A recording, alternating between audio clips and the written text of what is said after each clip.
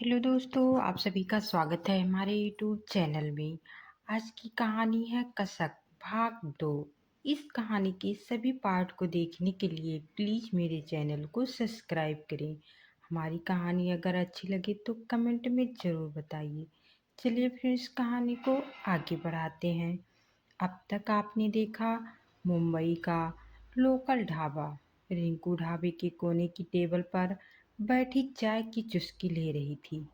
उसकी आंखें आसपास का जायजा ले रही थी, जैसे किसी अनदेख खतरे को भांपने की कोशिश कर रही हो।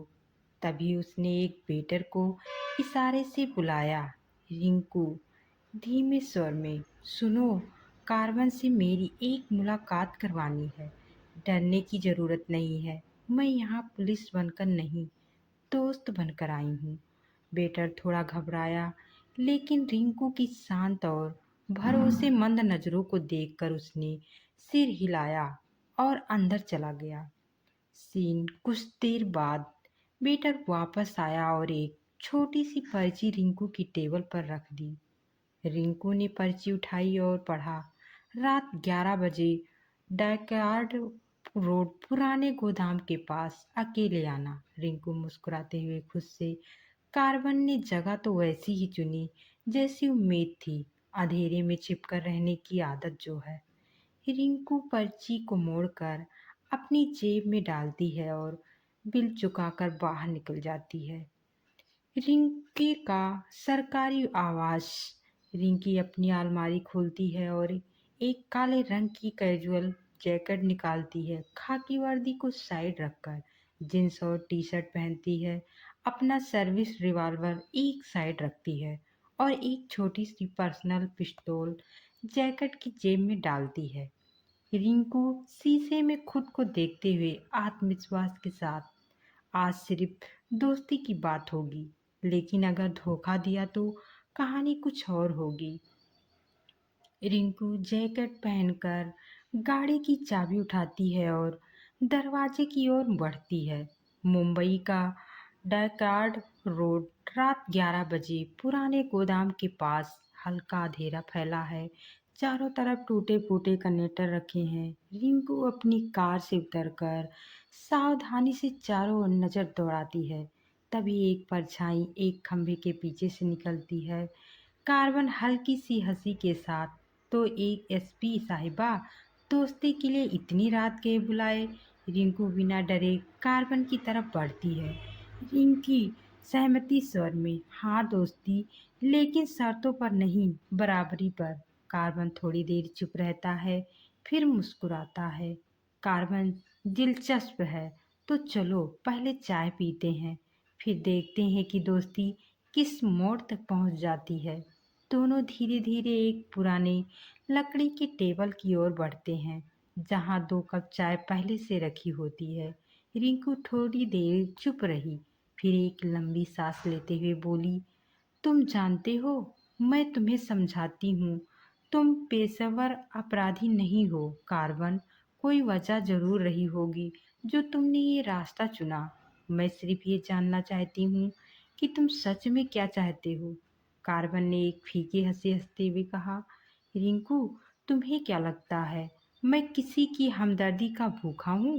रिंकू ने उसकी आंखों में देखा और गंभीर लहजे में बोली, नहीं, पर तुम अकेले जरूर हो, और मैं जानती हूँ कि कहीं ना कहीं तुम खुद भी इस खेल से बाहर निकलना चाहते हो।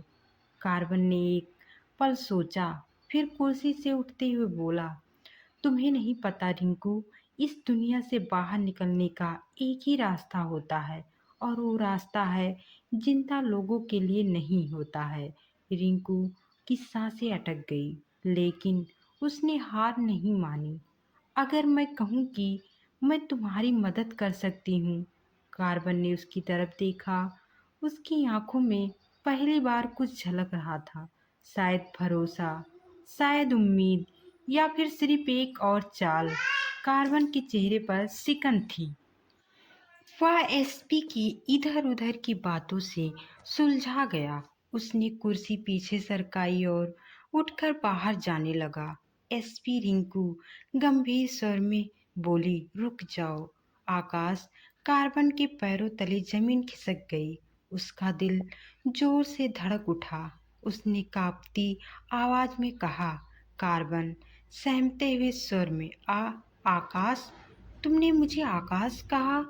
तुम मुझे कैसे जानती हो? रिंकू के चेहरे पर एक हल्की मुस्कान आ गई, लेकिन उसकी आंखों में रहस्य था। एसपी रिंकू, मैं सिर्फ जानती ही नहीं हूँ बल्कि बहुत कुछ जानती हूँ। तुम्हारा असली नाम आकाश वर्मा है।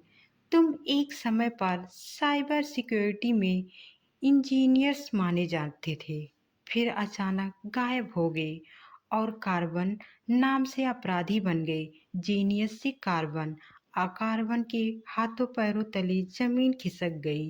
कार्बन गहरे स्वर में, तुम्हें यह सब कैसे पता चला? रिंकू ने अपनी जेब से एक पुरानी डायरी निकाली और उसकी तरफ बढ़ा दी। एसपी रिंकू, या देखो, शायद तुम्हें याद आए।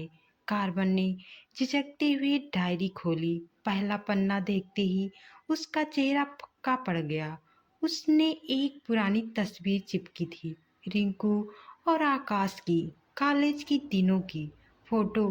कार्बन आश्चर्य और सदमे में, ये एसपी रिंकू? हाँ, हम साथ पढ़ते थे। मैं जानती थी कि तुम कार्बन हो, लेकिन मैं इस बात का सबूत चाहती थी। अब मेरे पास वह भी है। कार्बन की आंखें नम हो गई। कार्बन टूटे स्वर में, तो तुम मुझसे बदला लेने आई हो? रिंकू ने गहरी सांस ली और कहा, एसपी रिंकू, नहीं, आकाश, मैं तुम्हें बचाने आई हूँ। तुम अपराधी नहीं थे। हालत ने तुम्हें यह बना दिया है, लेकिन अब तुम्हें खुद तय करना होगा।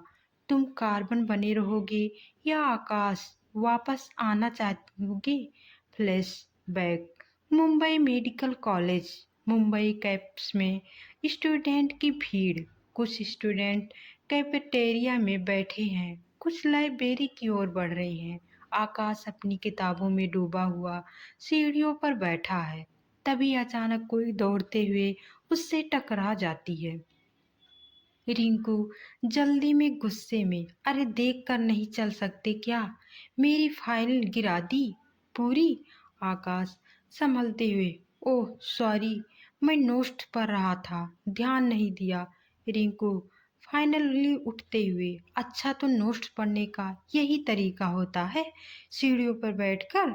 आकाश हंसते हुए, तुम्हें क्या लगता है मैं यहाँ घूमने आया हूँ?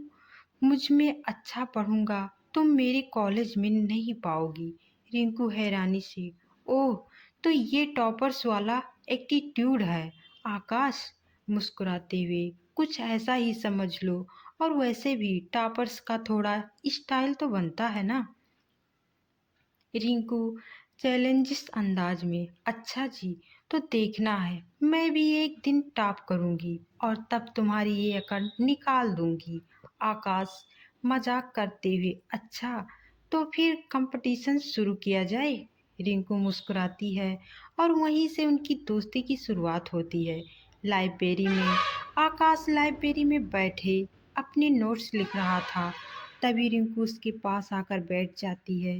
रिंकू शरारती अंदाज में, सुना है टॉपर्स बड़े मददगार होते हैं, मेरी कुछ हेल्प करोगे? आकाश हैरान होकर, क्या बात है, मेरी सबसे बड़ी कंपटीशन मुझसे हेल्प मांग रही है? रिंकू हंसते हुए, अरे कंपटीशन अपनी जगह है, पर दोस्ती भी कोई चीज़ होती है। दोनों साथ पढ़ाई करने लगते हैं और धीरे धीरे उनकी दोस्ती गहरी होने लगती है। कॉलेज का कैंप्स महीने बाद रिंकू अचानक आकाश को बताती है कि उसने मेडिकल छोड़कर पुलिस फोर्स की तैयारी करने का फैसला किया है। आकाश हैरानी से, क्या, लेकिन तुम तो कहती थी कि एक दिन मुझसे बेहतर डॉक्टर बनोगी। रिंकू सजेस्टी से कहती है, हाँ, पर अब लगता है कि मेरी असली जगह कहीं और है, पुलिस की वर्दी पहनकर मैं समाज के लिए कुछ ज़्यादा कर सकती हूँ। आकाश थोड़ा मायूस होकर, पर इस फैसले का मतलब है कि हम अलग हो जाएंगे। रिंकू मुस्कुराते हुए, अलग कहाँ? दोस्ती तो हमेशा रहती है ना। आकाश गहरी सांस लेते हुए, हाँ दोस्ती तो रहेगी, पर क्या बस दोस्ती? रिंकू कुछ नहीं कहती, बस हल्की मुस्कान के साथ चली जाती है। आकाश उसे जाते हुए देखता रहता है, समझ नहीं पाता कि उसने अपनी फीलिंग्स को क्यों दबा दिया। रिंकू पुलिस एकेडमी ज्वाइन कर लेती है और आकाश मेडिकल की पढ़ाई पूरी करने में लग जाता है। दोनों अपने अपने रास्ते चले जाते हैं, लेकिन उनकी यादें हमेशा एक दूसरे के साथ बनी रहती है। फ्रेंड, आप सबको मेरी ये कहानी कैसी लग रही है? कमेंट करके ज़रूर बताएं और मेरे चैनल से जुड़े रहिए। हम आपके लिए लेकर आएंगे इसके आगे की कहानी। तब तक के लिए Radhe Radhe. Take care and bye bye.